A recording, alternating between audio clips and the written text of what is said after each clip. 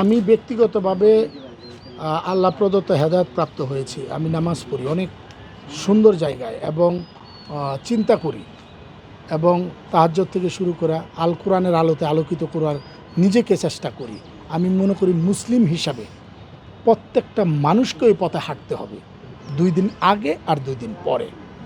মুসলিম হিসাবে আপনাকে ওই মাটির নিচে যেতে হবে, নির্দিষ্ট মাটির পরিমাণ, নির্দিষ্ট কাপড় আপনাকে পরিধান করে শেষ বিদায়টা হবে। অতএব শেষ বিদায়ের বাজারটা আমার মনে হয় বেঁচে থাকা অবস্থায় যত তাড়াতাড়ি ধরা যায়, এটাই আমার মেসেজ থাকবে সারা বাংলাদেশের মানুষের কাছে। কারাগারে আসলে সকাল 7:30টার সময় সেল খোলে। এটা সারা বাংলাদেশের জায়গা থেকে যারা কারাগারে যায় নাই তারা জানতে চায়। 7:30টার সময় সেল খুলে দেয়। আমরা যেহেতু একটা পলিটিক্যাল সেলে বন্দী ছিলাম, আমি নাট্যকার অভিনেতা নির্মাতা সিদ্দিকুর রহমান, সেই জায়গা থেকে সকাল থেকে আবার 5:30টার মধ্যে লক আপ করে পড়ে। এর মধ্যে সকালের নাস্তা, আপনার জোহরের নামাজ, আসরের নামাজ, অনেক সময় আসরের নামাজের সময়ও দেখা যায় আমাদেরকে লক আপ করে দিত। তো এই টাইমটাতে আমরা একজন আরেকজনের সুখ দুঃখ বিনিময় করতাম। আর সবচাইতে বড় কথা, ওখানে কিন্তু অনেক সুন্দর পরিবেশ আছে। যেমন অনেক একটা মাঠ আছে, মাঠে আমি যখন ছিলাম তখন ফুটবল খেলা হয়েছে। আমি প্রথম যখন গেছি, ফুটবল টিম বিভিন্ন টিমে ভাগ হয়েছে।